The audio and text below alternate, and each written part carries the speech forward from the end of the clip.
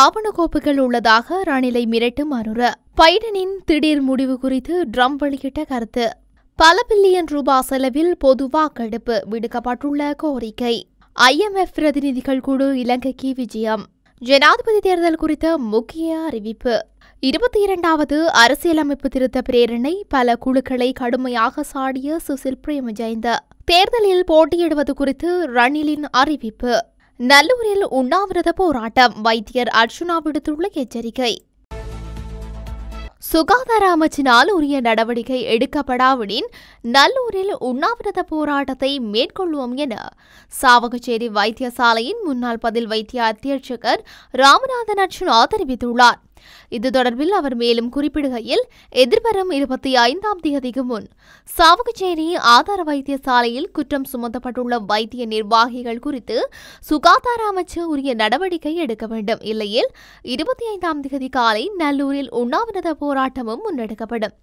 இது மக்கள் போராட்டமாக மாறும். இது வரலாறாக மாறும். மேலும் இந்த போராட்டத்தில் தன்னையே அர்ப்பணித்து ஆகுதியாக மாறவும் தயார் என எச்சரிக்கை விடுத்துள்ளார். சுகாதார அமைச்சினால் உரிய நடவடிக்கை எடுக்கப்படாவிடின் நல்லூரில் உண்ணாவிரத போராட்டத்தை மேற்கொள்வோம் என சாவகச்சேரி வைத்தியசாலையின் முன்னாள் பதில் வைத்திய அத்தியட்சகர் ராமநாதன் அர்ச்சுனா தெரிவித்துள்ளார்.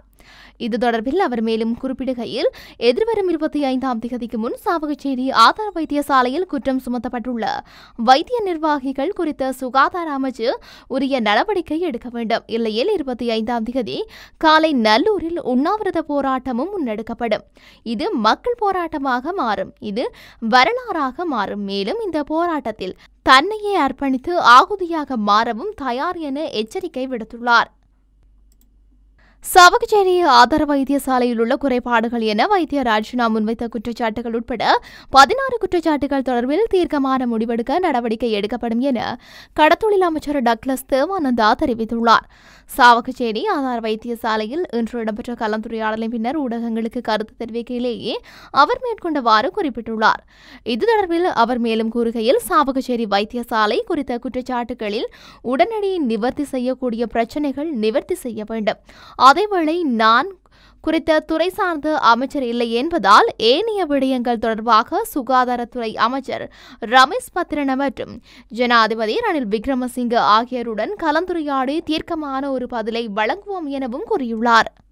சாவகச்சேரி வைத்தியசாலைக்கு தான் செல்ல இருந்ததாகவும், ஆனால் அங்கு செல்ல வேண்டாம் என மருத்துவத்துறையினர் உயர் அதிகாரிகள் கூறியதாகவும் சுகாதார அமைச்சர் ரமேஷ் பத்ரன தெரிவித்துள்ளார். நாடாளுமன்ற உறுப்பினர் மனோ கணேசன் வெளியிட்ட முகநூல் பதிவில் மேற்கொண்ட விடயத்தை ரமேஷ் பத்ரன சுட்டிக்காட்டியதாக குறிப்பிட்டுள்ளார். சுகாதார அமைச்சர் ரமேஷ் பத்ரன யாழ்ப்பாணத்திற்கு விஜயம் செய்யவுள்ளார் என அறிந்ததும் நாடாளுமன்றத்தில் வைத்து அவரிடம் சாவகச்சேரி மருத்துவமனையில் ஏதோ பிரச்சனை இருப்பதாக பேசப்படுகின்றது. உங்கள் விஜயத்தின் போது அங்கு சென்று பாருங்கள் என கூறியிருந்தேன். பிறகு அவர் அங்கு செல்லவில்லை என அறிந்ததும் அலைபேசியில் அழைத்தேன். ரமேஷ், யாழில் ஏன் சாவகச்சேரி மருத்துவமனைக்கு செல்லவில்லை?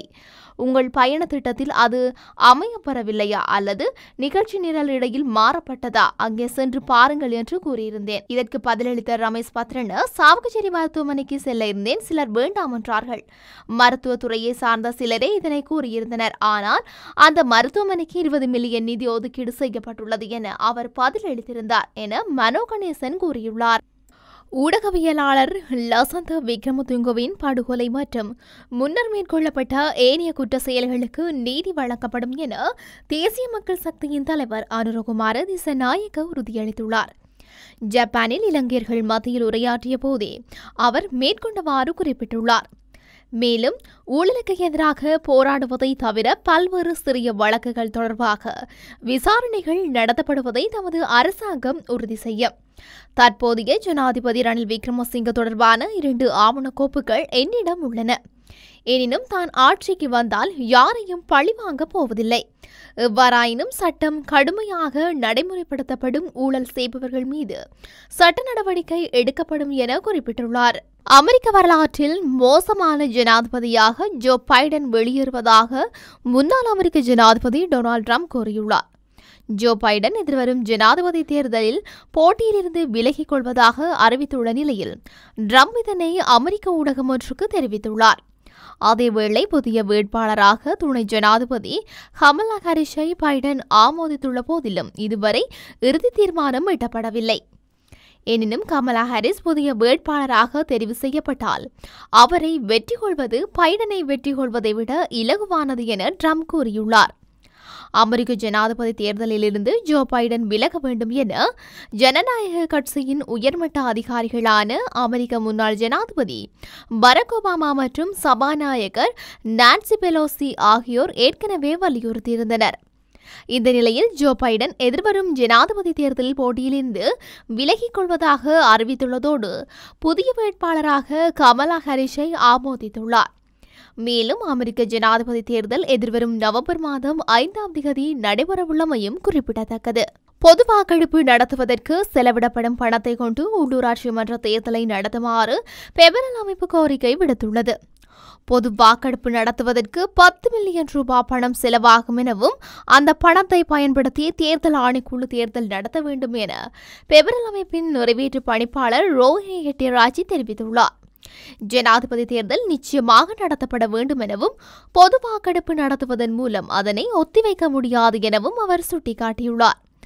அவ்வாறான முயற்சிகள் வெற்றியளிக்காது எனவும் ஜனாதிபதி தேர்தலை நடத்துவது குறித்த அதிகாரம் தேர்தல் ஆணைக்குழுவிற்கு கிடைக்கப்பெற்றுள்ளதாகவும் தெரிவித்துள்ளார். பொது வாக்கெடுப்பு நடத்துவதற்கு அரசாங்கத்திடம் பணம் இருந்தால் அதனை உள்ளூராட்சி மன்ற தேர்தலை நடத்துவதற்காக பயன்படுத்த முடியும் எனவும் அவர் சுட்டிக்காட்டியுள்ளார். எல்லை நிர்ணய பிரச்சினை மற்றும் பணமில்லாமை போன்ற காரணிகளால் உள்ளூராட்சி மன்ற மற்றும் மாகாண சபை தேர்தல்கள் சில ஆண்டுகளாக ஒத்திவைக்கப்பட்டு வருவதாக கெட்டிராஜி குறிப்பிட்டுள்ளார். சர்வதேச நாணய நிதியத்தின் பிரதிநிதிகள் குழு ஒன்று இலங்கைக்கு விஜயம் மேற்கொள்ளவுள்ளதாக நிதி ராஜாங்க அமைச்சர் செகான் சேமசிங்க தெரிவித்துள்ளார்.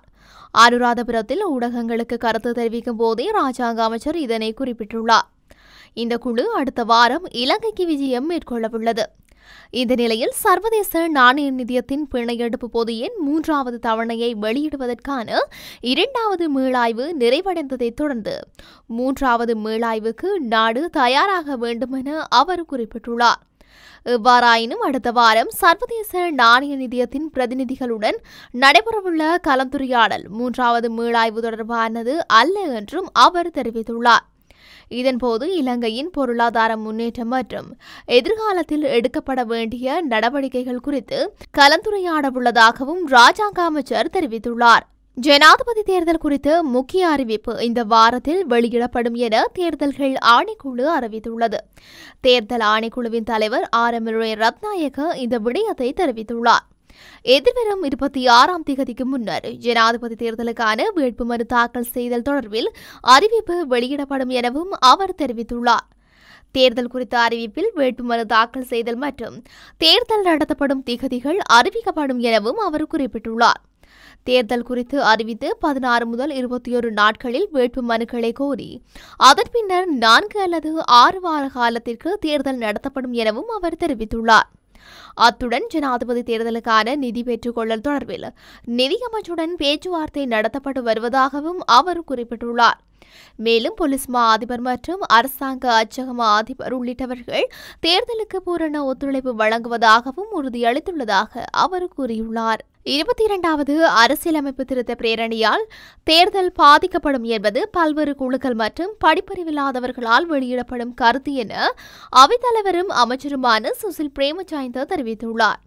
இது தொடர்பில் மேலும் கூறுகையில், அடுத்த அமர்விற்கான நிகழ்ச்சி நிரலை நேற்று தயாரித்தேன். அது அதில் இல்லை. எதிர்வரும் நாடாளுமன்ற அமர்வின் நிகழ்ச்சி நிரலில் 22வது அரசியலமைப்பு திருத்த பிரேரணை உள்ளடக்கப்படவில்லை. 22வது அரசியலமைப்பு திருத்த பிரேரணை ஜனாதிபதி தேர்தலுக்கு பாதிப்பை ஏற்படுத்தாது. 22வது அரசியலமைப்பு திருத்த பிரேரணையால் தேர்தல் பாதிக்கப்படும் என்பது பல்வேறு குழுக்கள் மற்றும் படிப்பறிவில்லாதவர்களால் வெளியிடப்படும் கருத்து. 22வது அரசியலமைப்பு திருத்தம் தற்போதைக்கு வராது என நினைக்கின்றேன். இந்த திருத்தம் நாடாளுமன்றத்துக்கு சமர்ப்பிக்கப்பட்டாலும் அதனால் தேர்தல் பாதிக்கப்படாது. எதிர்வரும் ஜனாதிபதி தேர்தலில் தாம் போட்டியிடுவது குறித்து ஜனாதிபதி ரணில் விக்ரமசிங்கவிடமிருந்து முறையான அறிவிப்பை ஸ்ரீலங்கா பொதுஜன பெரமுனவின் தலைவர்கள் எதிர்பார்த்துக் கொண்டிருப்பதாக தெரிவிக்கப்பட்டுள்ளது. இந்த நிலையில் ஜனாதிபதி தேர்தலின் பின்னர் நாடாளுமன்ற தேர்தல் நடைபெறலாம் என்ற ஊகங்களும் பொதுஜன பெரமுன தரப்பிலிருந்து அதிகரித்து வருகின்றன. எனினும் ஜனாதிபதி தேர்தலுக்கு பின்னர் உடனடியாக அல்லது அடுத்த வாரங்களில் அத்தகைய தேர்தல் வருமா என்பது தெளிவாக தெரியவில்லை. இருப்பினும் அவ்வாறான ஒரு நிலைப்பாடு குறைபாட்டால் ஏற்பட்ட ஆணைக்குழு அது பற்றி கலந்துரையாடி பொருத்தமான நடவடிக்கைகள் எடுக்கும் என்று தேர்தல் ஆணைக்குழுவின் தலைவர் தெரிவித்துள்ளார். முன்னதாக மஹிந்த ராஜபக்ச மற்றும் பெசில் ராஜபக்ச ஆகியோருடன் கடந்த வாரத்தில் நடைபெற்ற காலை உணவு சந்திப்பு ஒன்றின் போது ரணில் விக்ரமசிங்க ஜனாதிபதி தேர்தலின் பின்னர் மற்றும் ஒரு தேர்தல் இடம்பெறும் என்ற செய்தியை தெரிவித்திருந்தார் என்பதையும் அரசியல் தரப்புகள் இந்த இடத்தில் சுட்டிக்காட்டியுள்ளன.